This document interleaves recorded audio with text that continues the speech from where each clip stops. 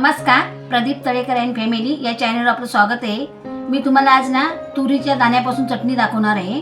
हे बघा, हे तुरी घेतलेले आहेत, ह्याच्यात मी सगळे दाणे काढून घेते आणि मग तुम्हाला मी याची चटणी कशी बनवायची ती दाखवणार आहे। साध्या पद्धतीत आहे ही चटणी बनवायची, ती तुम्हाला मी आता हे दाणे काढून घेते, नंतर मग दाखवते। हे बघा,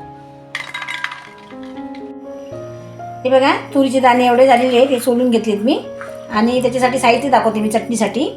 हे बघा, हे 4-5 मी मिरच्या घेतले, हे कापून घेतलेले आहेत, कारण ना हे आपल्याला भाजायचे आहेत, ते मग अंगावर उडतील ना, म्हणून मी कापून घेतलेले आहेत ते मिरच्या। आणि हे 10-12 मी लसूणच्या पाकळ्या घेतल्या, हे सोललेले नाही आहेत, अशाच घेतल्या, अशाच टाकायच्या, मग चटणी छान लागते। आणि कढीपत्ता घेतलेला आहे, थोडा फोडणीला घालणार आहे मी आणि थोडा चटणीला टाकणार आहे। आणि जिरं घेतलेलं आहे मी अर्धा चमचा, हळद आहे, मीठ आहे आणि तेल।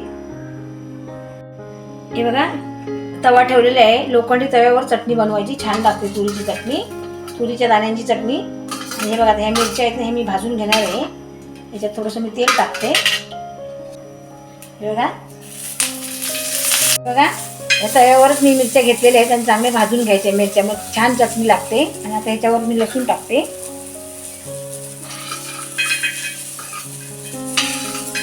बघा, लसूण पण थोडी परतून घेते मी, छान लागते तुरीची चटणी, तुम्ही करून बघा, एक नंबर चटणी लागते। आणि आता बाजारात तुरीच्या शेंगा येतात, मग तुम्ही बघा बनवून आणि खा, आणि कशी झाली ती कमेंट करून नक्की सांगा। हे बघा, असे परतून घ्यायचे, चांगली मिरची भाजून घ्यायची, व तिखट जास्त लागणार नाही। आणि कढीपत्ता पण टाकायचा, कढीपत्ता छान लागतो। मी आता याच्यामध्ये थोडासा कढीपत्ता पण टाकते, थोडासा कढीपत्ता टाकायचा, छान लागतो। हे बघा, मी आता काढून घेते, अशा मिरच्या भाजून घ्यायच्या चांगल्या। हे बघा, याच तव्यामध्ये ना मी हे तुरीचे दाणे टाकते। हे बघा, त्याच तव्यावर ना मी हे तुरीचे दाणे आता चांगले भाजून घेते, मस्तपैकी भाजून घ्यायचे, कारण ते जरा उग्र असतात ना, मग चांगले भाजून घ्यायचे, मग चटणी चांगली होते। हे बघा, अशा प्रकारे ना चांगले भाजून घ्यायचे। हे बघा, प्रत्येक दाणा भाजायला पाहिजे। हे बघा, किती मस्त भाजलेले आहेत। आता मी गॅस बंद करते आणि नंतर तुम्हाला दाखवते। हे बघा, लसूण, कढीपत्ता आणि मिरची ही मी आता भरड काढून घेते। हे बघा, मिरची, लसूण आणि कढीपत्ता टाकलेला आहे। आणि हे बघा, हे दाणे आहेत ना, हे दाणे मी भाजून घेतलेत ना, हे पण टाकते याच्यामध्ये। आणि मिक्सर ना चालू बंद करायचं, चालू बंद करून वाटून घ्यायची, बारीक वाटायची नाही, आपल्याला भरड पाहिजे, कारण आपल्याला चटणी बनवायची। हे बघा, मी चटणी ना वाटून घेतलेली आहे, बघा अशी भरड करून घ्यायची। आणि किती मस्त सुगंध सुटलेला आहे बघा, छान सुटलेला आहे सुगंध, भारी एक नंबर। बघा, आता मी हिला फोडणी द्यायची, ती तुम्हाला दाखवते।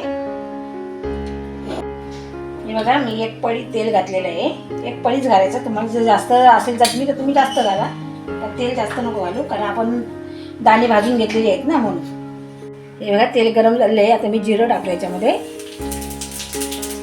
आणि कढीपत्ता टाकते।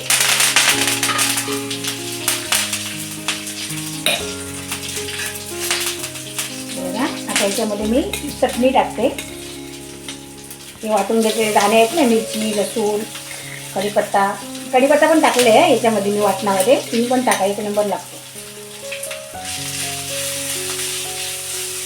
हे बघा, आता याच्यामध्ये मी ना हळद टाकते। हळद टाकली, चवीनुसार मीठ टाकते, आता चांगली परतून घेते मी। हे बघा, किती छान चटणी झालेली आहे आणि सुगंध पण किती छान सुटला आहे बघा, मस्त। अशी तुम्ही बनवा, आणि ही पटकन होणार आहे, 2 मिनिटात होणारी चटणी आहे। जेव्हा आपल्याकडे भाजी वगैरे काही नसेल ना भाकरीसाठी, तर ही मस्त चटणी बनते, तुम्ही बनवा आणि कशी झाली ती नक्की कमेंट करून सांगा। ही बघा, ही चटणी तयार झालेली आहे, गॅस बंद करते मी। ही बघा, चटणी तयार झालेली आहे। ही बघा, तुरीच्या दाण्यांची चटणी तयार झाली आहे। आवडल्या जास्तीत जास्त शेअर करा, कमेंट करा, लाईक करा आणि सबस्क्राईब करा। आणि अशा पद्धतीत तुम्ही घरी बनवा, एक नंबर होते। चला मग, बाय। असेच नवनवीन व्हिडिओ पाहण्यासाठी आपल्या चॅनलला सबस्क्राईब करा आणि बेल आयकॉनला नक्की दाबा।